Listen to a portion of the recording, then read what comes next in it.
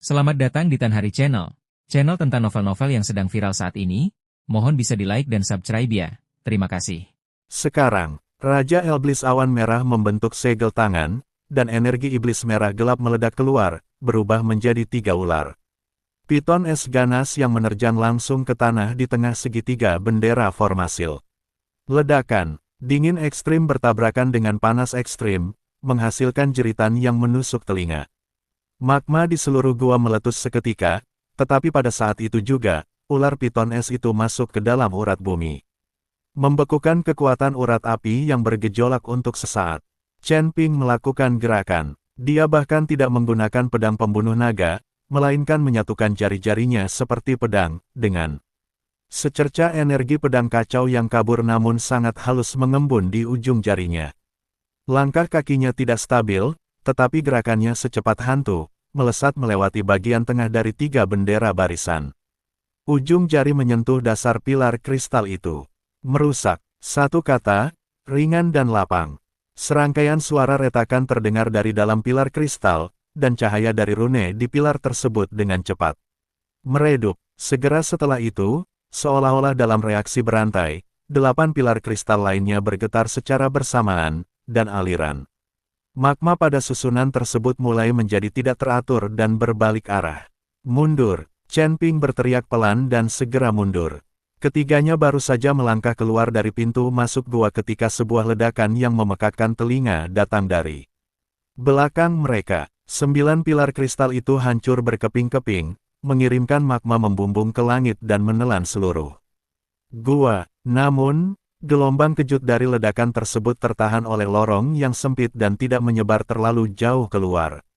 Saat lava surut dan asap menghilang, formasi aslinya lenyap sepenuhnya, hanya menyisakan lubang tanpa dasar tempat. Lava perlahan mengalir kembali. Tangga batu alami yang mengarah ke bawah dapat terlihat samar-samar di dasar lubang, menuju ke kegelapan yang lebih dalam. Ayo pergi. Chen Ping menyeka darah segar dari sudut mulutnya dan melangkah lebih dulu ke tangga batu. Raja Iblis Awan Merah memperhatikan punggungnya yang bergoyang namun tetap tegak, ekspresi kompleks terlintas di matanya, tetapi akhirnya tidak mengatakan apapun dan mengikuti dari dekat. Tangga batu itu berputar ke bawah, dan suhunya semakin tinggi. Dinding batu di sekitarnya telah sepenuhnya dilapisi kaca, transparan seperti cermin, memantulkan sosok ketiga orang itu yang terdistorsi. Cermin itu sesekali memantulkan bayangan fosil makhluk purba, yang semuanya merupakan spesies asing dari dunia bawah tanah yang belum pernah terlihat sebelumnya. Setelah berjalan sekitar setengah jam, rintangan lain muncul di depan. Kali ini bukan formasi batuan, melainkan air terjun lava yang terbentuk secara alami. Lava berwarna emas gelap mengalir deras dari kubah di atas, membentuk tirai panas selebar puluhan meter, yang sepenuhnya menghalangi jalan. Di balik air terjun, pancaran cahaya samar berwarna giok mengalir aura unik dari susu Kalsedon inti bumi. Namun air terjun lava itu bukanlah objek mati di permukaannya, banyak sekali makhluk lava yang terbentuk dari roh api murni berkeliaran di sekitarnya. Mereka menyerupai kadal, tetapi memiliki 3 kepala dan 6 kaki, dan tubuh mereka diselimuti api yang menyala. Aura masing-masing tidak lebih lemah daripada aura dewa abadi tingkat awal. Yang lebih menantang lagi adalah air terjun itu sendiri memiliki semacam gravitasi bumi, yang membuat tubuh terasa lebih berat semakin dekat Anda dengannya. Melihat kondisi Chen Ping saat ini, dia mungkin akan pingsan bahkan sebelum mencapai setengah perjalanan. Aku akan membuka jalan. Raja Iblis Awan Merah menarik napas dalam-dalam, dan energi iblisnya melonjak, akhirnya mengembun menjadi baju. Sirah iblis merah mengerikan di tubuhnya. Nak, hemat kekuatanmu. Pada akhirnya, kita akan membutuhkan kekuatan abadi. Kacaumu untuk mengisolasi urat bumi dari susu sumsum giok. Chen Ping tidak berusaha bersikap berani dan mengangguk, lalu berkata, binatang lava ini terbentuk dari esensi api bumi.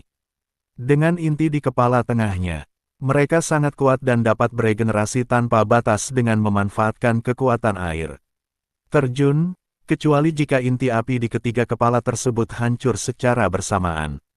Dimengerti. Raja Iblis Awan Merah mengeluarkan raungan panjang, dan rune iblis kuno muncul di baju zirah iblisnya. Untuk sementara menahan gravitasi urat bumi, dia berubah menjadi meteor merah tua dan menabrak air terjun lava dengan keras. Mengaum, gerombolan monster lava mengamuk, puluhan dari mereka menyerbu maju sekaligus. Tangan Raja Iblis Awan Merah dipenuhi energi iblis, yang kemudian memadat menjadi dua bilah merah tua yang sangat besar, yang dia ayunkan secara horizontal ke kiri dan kanan. Di tempat pedang itu melesat, para monster lava terpenggal satu demi satu, tetapi seperti yang dikatakan Chen Ping. Magma menyembur di titik-titik pemenggalan, dan mereka akan beregenerasi dalam sekejap. Api Elblis, pembakaran inti. Kilatan ganas terpancar dari mata Raja Elblis Awan Merah, dan pedang tajam itu tiba-tiba meledak, berubah menjadi ratusan garis api merah tipis seperti rambut yang tepat menembus dahi ketiga kepala masing-masing binatang lava. Puff puff puff. Di tengah serangkaian dentuman teredam, makhluk lava itu membeku, tubuhnya dengan cepat meredup dan hancur. Menjadi lava biasa yang menyatu dengan air terjun. Gerakan ini membutuhkan ketepatan yang sangat tinggi dalam pengendalian api, dan Raja Elblis Awan Merah jelas menggunakan kemampuan sejatinya. Namun, jumlah monster lava terlalu banyak untuk dibunuh semuanya. Lebih jauh lagi, semakin dalam mereka masuk, semakin kuat gravitasi yang bekerja, dan retakan mulai muncul di baju zirah iblis milik Raja Iblis Awan Merah. Melihat hal itu, Chen Ping berkata kepada Huo Linger, "Lindungi aku sebentar." Dia duduk bersila, meletakkan pedang pembunuh naga secara horizontal di depan lututnya, dan membentuk segel tangan kuno dengan kedua tangannya. Secercah cahaya kacau muncul dari antara alisnya, perlahan menyebar ke seluruh tubuhnya.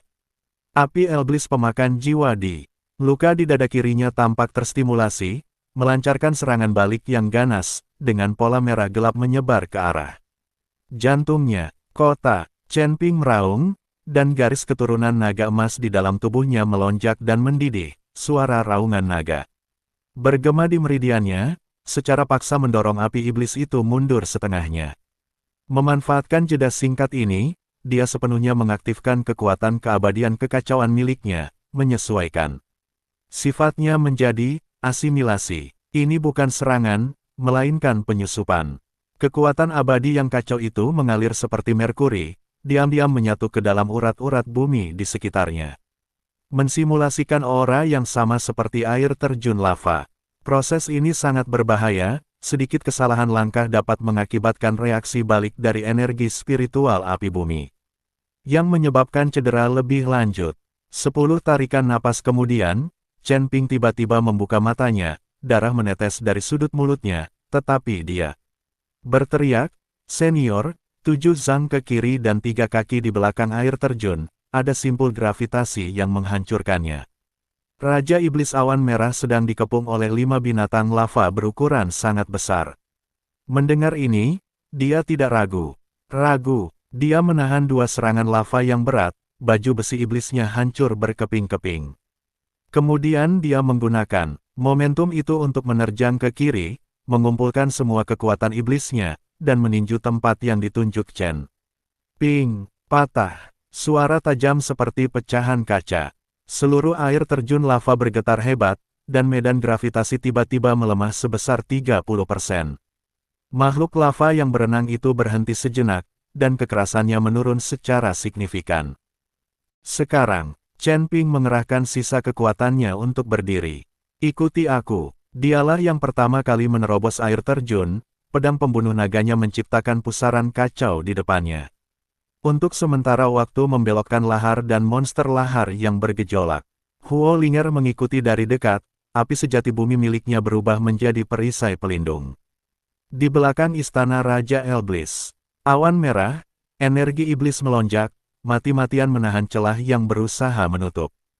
Ketiganya menerobos air terjun seperti anak panah, dan tiba-tiba pemandangan yang terang dan jernih terbentang di hadapan mereka. Ini adalah gua kecil, ukurannya tidak lebih dari 10 kaki persegi, namun keindahannya sungguh menakjubkan. Pilar-pilar kristal berwarna giok yang menyerupai stalaktit tak terhitung jumlahnya menggantung dari langit-langit gua. Masing-masing memancarkan cahaya hangat seperti giok. Di tengah gua, terdapat genangan air putih susu, tidak lebih besar dari baskom cuci, yang permukaannya berkilauan. Dengan cahaya warna-warni, dan vitalitas yang kuat serta pesona Taois meresap ke udara. Susu Kalsedon inti bumi. Namun, di sekeliling kolam, 9 stalagmit ramping berwarna giok tersusun melingkar, masing-masing dihiasi setetes cairan Kalsedon yang mengeras, seperti bintang-bintang yang mengelilingi bulan. Medan gaya tak terlihat terjalin di antara stalagmit, membentuk penghalang alami terakhir. Susunan pengumpul roh 9 bintang terbentuk secara alami oleh langit dan bumi. Chen Ping terengah-engah, tetapi matanya menyala terang. Tidak ada solusi untuk formasi ini. Satu-satunya cara untuk mendapatkan persetujuannya adalah dengan menggunakan vitalitas murni untuk beresonansi dengan susu sumsum giok. Dia menatap Huo Linger, aku akan meminjamkanmu setetes darah esensi aslimu. Tanpa ragu, Huo Linger mengeluarkan setetes darah, campuran merah keemasan dan biru pucat, dari ujung jarinya. Ini adalah simbol garis keturunan langsung dari Paviliun Api Bumi dan kultivasi kitab suci Api Bumi ke tingkat tinggi.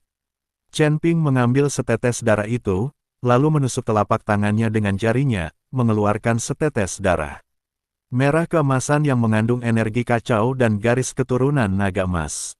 2 tetes darah bercampur di telapak tangannya, berubah menjadi butiran darah seperti kaca dengan 7 warna. Dia dengan lembut memercikkan tetesan darah ke dalam genangan batu Kalsedon di bagian dada. Ketika tetesan darah melewati medan gaya tak terlihat, medan gaya tersebut bergelombang, tetapi tidak menghentikannya. Saat tetesan darah itu jatuh ke dalam air kolam yang berwarna putih susu. Berdengung, pilar-pilar kristal berwarna giok di seluruh gua beresonansi secara bersamaan, menciptakan melodi surgawi.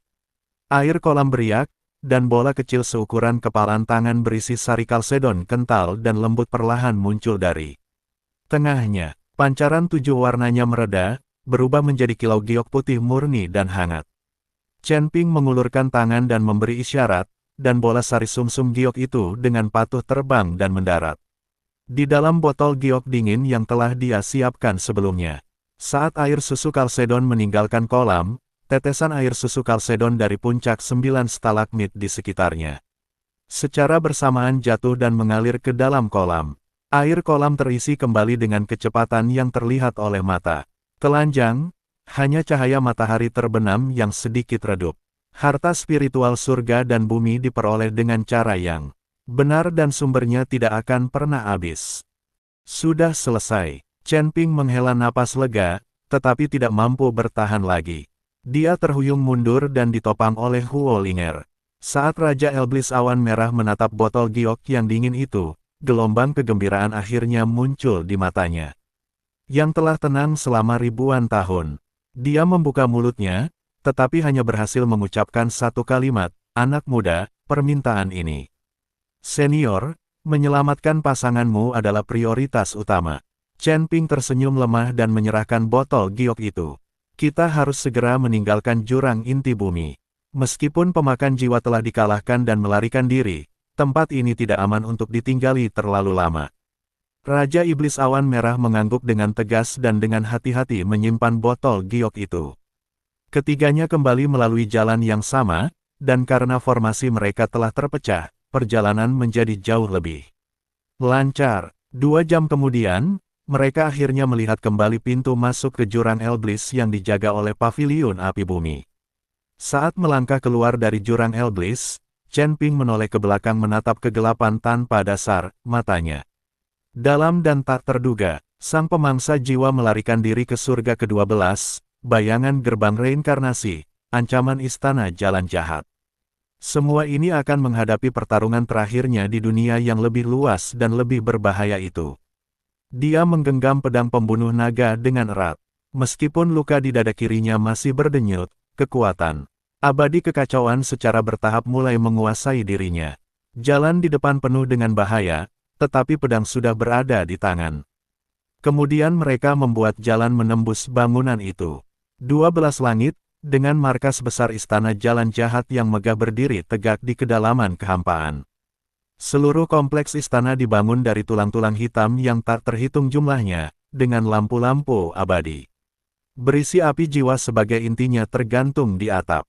Cahaya hijau yang menyeramkan berkedip-kedip di kehampaan, seperti ratapan sunyi miliaran jiwa yang telah mati. 9 untaian energi reinkarnasi berwarna abu putih melilit istana seperti ular piton raksasa yang menjangkau langit. Setiap hembusan napas menyebabkan aturan ruang di sekitarnya terdistorsi dan bergetar, memancarkan dengungan yang tak tertahankan. Jauh di dalam aula utama, sebuah kubah setinggi 100 kaki menggantung dengan rantai tulang yang tersusun rapat. Setiap rantai berujung pada inti jiwa ilahi yang masih berdetak. Itulah fragmen-fragmen terakhir kesadaran makhluk-makhluk perkasa yang ditangkap oleh istana jalan jahat, yang menyediakan energi untuk menjaga agar istana tetap beroperasi di tengah penderitaan abadi. Saat ini, di tengah aula utama, sang pemangsa jiwa berlutut di permukaan yang dingin dan bertulang, 6 sayapnya yang compang camping terkulai. Lemas, tepinya hangus dan melengkung, darah iblis berwarna merah gelap menetes dari ujung-ujung yang patah.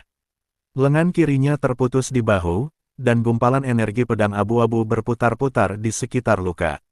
Ini adalah niat, pedang kacau yang ditinggalkan oleh Chen Ping, yang menggerogoti tubuh iblisnya seperti belatung, mencegah luka itu sembuh. Auranya sangat lemah. Api Elblis pemakan jiwa yang dulunya berkobar kini telah menyusut menjadi nyala api merah gelap, yang redup dan berkedip-kedip di tubuhnya. Bahkan wajah-wajah kesakitan di sisiknya, yang terbentuk dari jiwa-jiwa tak terhitung yang telah ia telan, telah menjadi kabur. Dia benar-benar berbeda dari sosok arogan dan mendominasi yang dia tunjukkan di jurang bumi beberapa hari yang lalu. Di atas singgasana, Zan E perlahan membuka pupil matanya yang berwarna abu putih. Wajahnya keriput seperti mayat purba, kulitnya menempel erat pada tulangnya, memberikan warna kebiruan abu-abuan yang tidak wajar. Jubahnya yang panjang dan gelap dihiasi dengan rune rumit yang terbuat dari benang reinkarnasi, yang berkelap-kelip. Seiring napasnya, ketika dia menatap sang pemakan jiwa, secerca rasa geli yang hampir tak terlihat terlintas di matanya. Yang tanpa pupil, berwarna abu putih. Pemangsa jiwa, ketika Zan E membuka mulutnya, suaranya kering dan serak, seperti 2 potong tulang layu yang saling bergesekan. Setiap suku kata mengandung getaran yang membuat orang merasa tidak nyaman.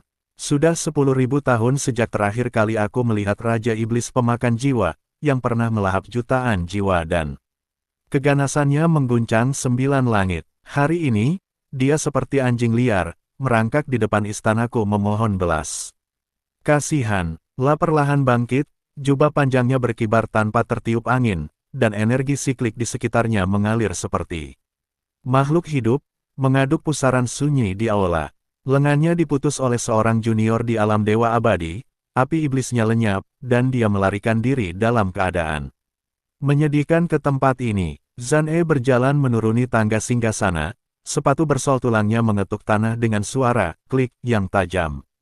Cek-cek, jika orang-orang tua yang mati karena seni Elblis pemakan jiwa 10.000 tahun yang lalu melihat ini, bahkan kolam reinkarnasi pun akan tertawa.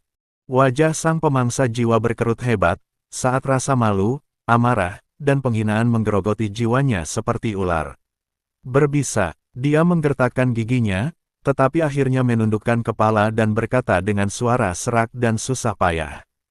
Tuan Istana Zan, anak itu Iwar biasa. Ia memiliki kekuatan kekacauan purba, kekuatan asli dari awal penciptaan, yang mampu menghasilkan segala sesuatu.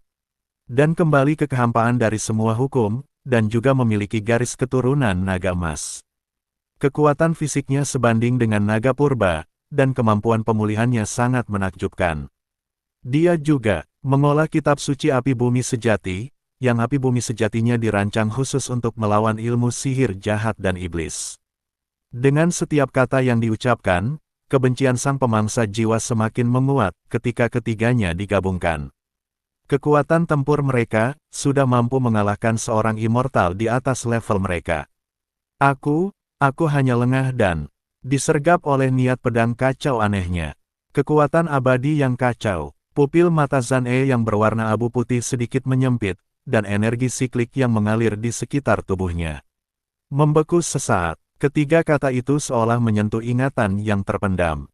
Jari-jari keriputnya tanpa sadar menggosok lengan jubahnya.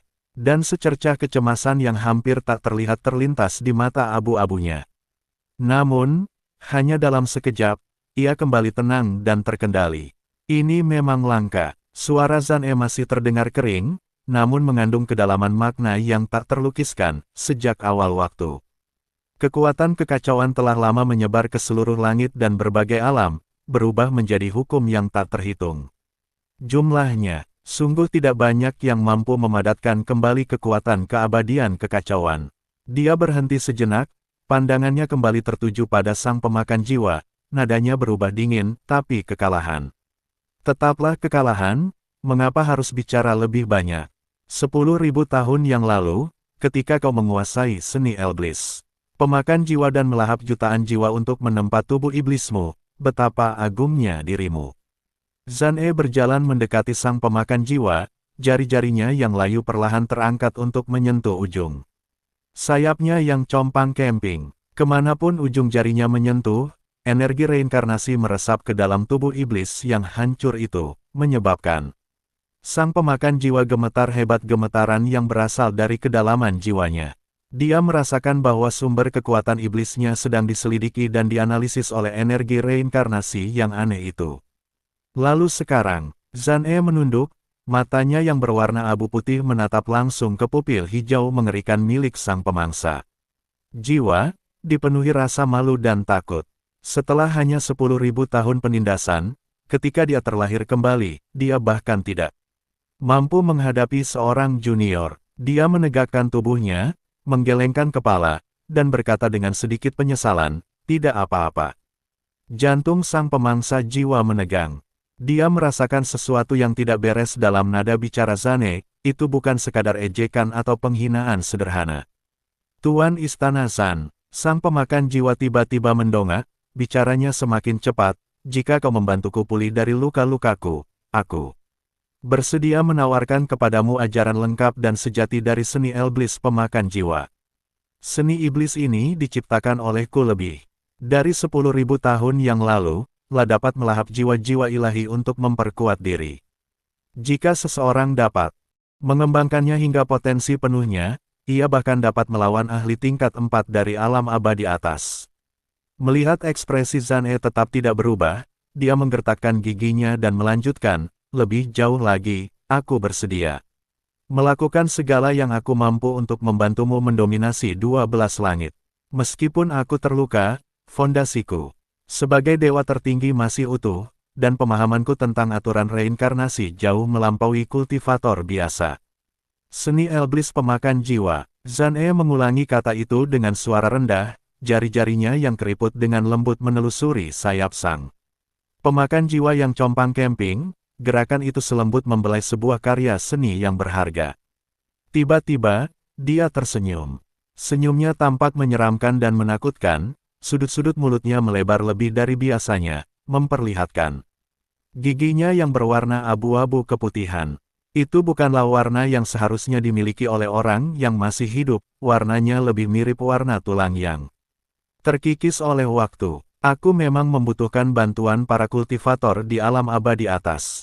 Zan E berkata perlahan, kilatan dingin terpancar dari mata abu-abunya, namun, ini bukan untuk mendominasi 12 langit, melainkan, dia menunduk, wajahnya yang keriput dan seperti mayat hampir menyentuh wajah sang pemakan jiwa, suaranya rendah dan mengancam, seperti desisan ular berbisa. Sebaliknya, itu digunakan untuk memurnikan boneka reinkarnasi yang lebih unggul. Pupil mata sang pemakan jiwa tiba-tiba menyusut sebesar jarum.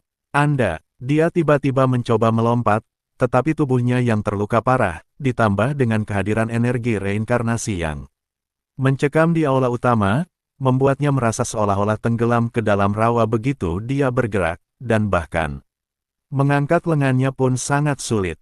Jangan khawatir, aku tidak akan membunuhmu. Senyum Zan semakin lebar saat dia mengulurkan jarinya yang layu dan dengan lembut menyentuh dahi sang pemakan jiwa. Aku hanya memurnikan jiwamu, menyingkirkan ingatan, emosi, dan kesadaran diri yang tidak perlu.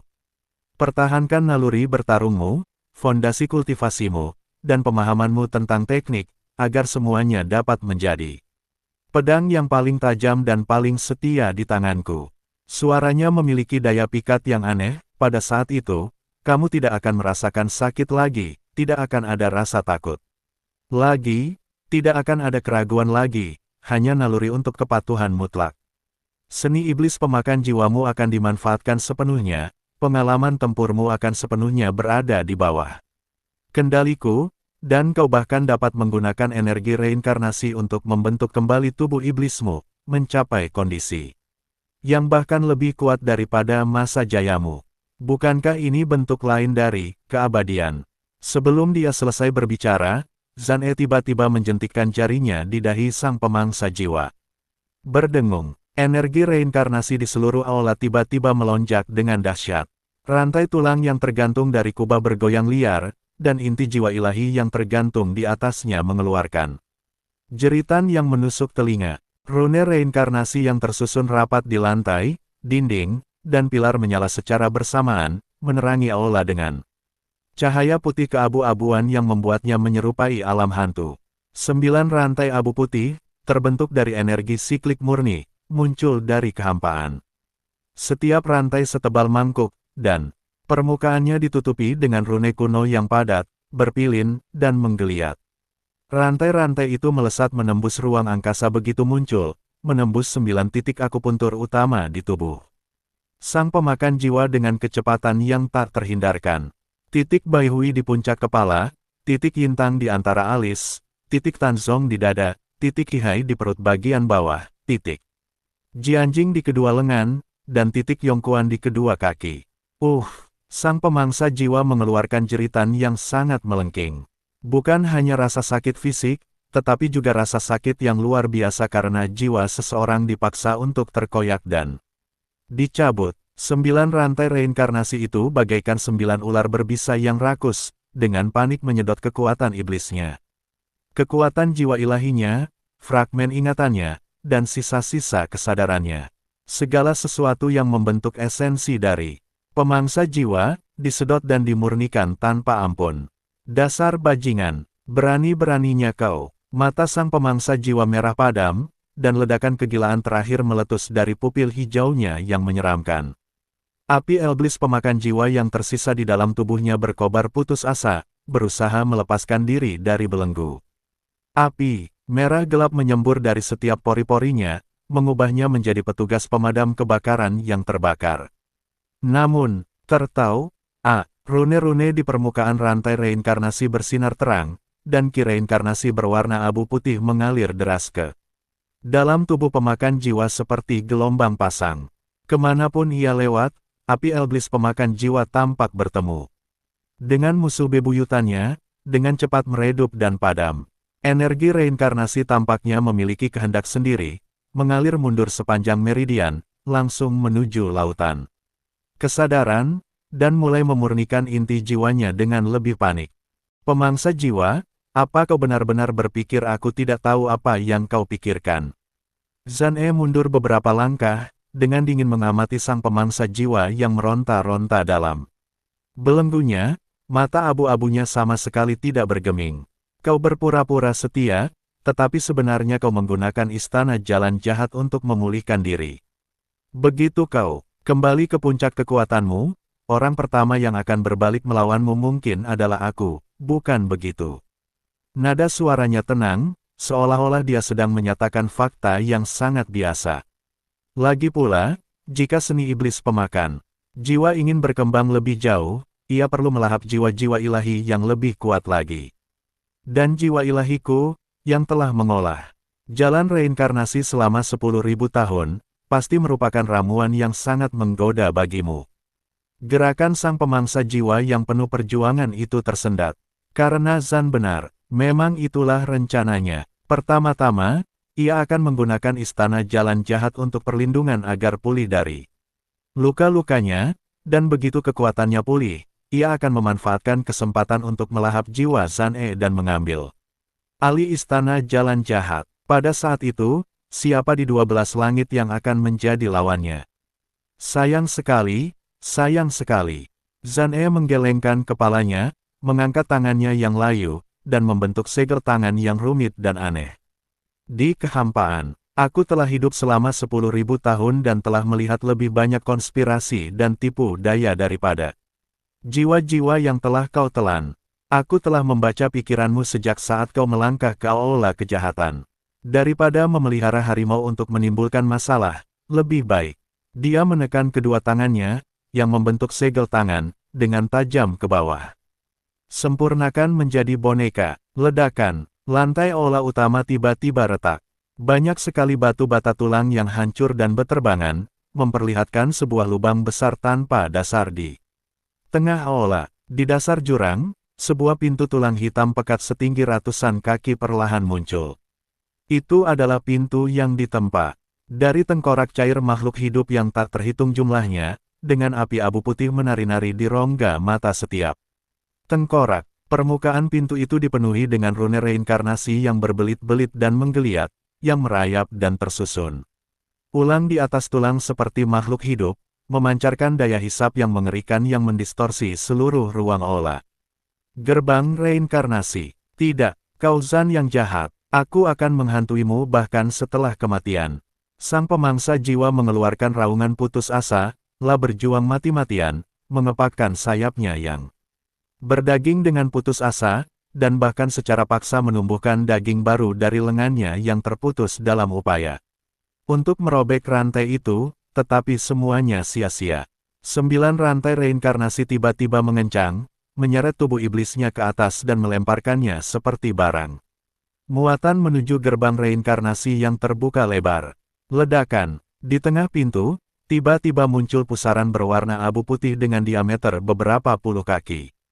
Pusaran itu begitu dalam sehingga seolah mengarah ke alam semesta lain, dan apa yang mengalir di dalamnya bukanlah materi atau energi, melainkan aturan.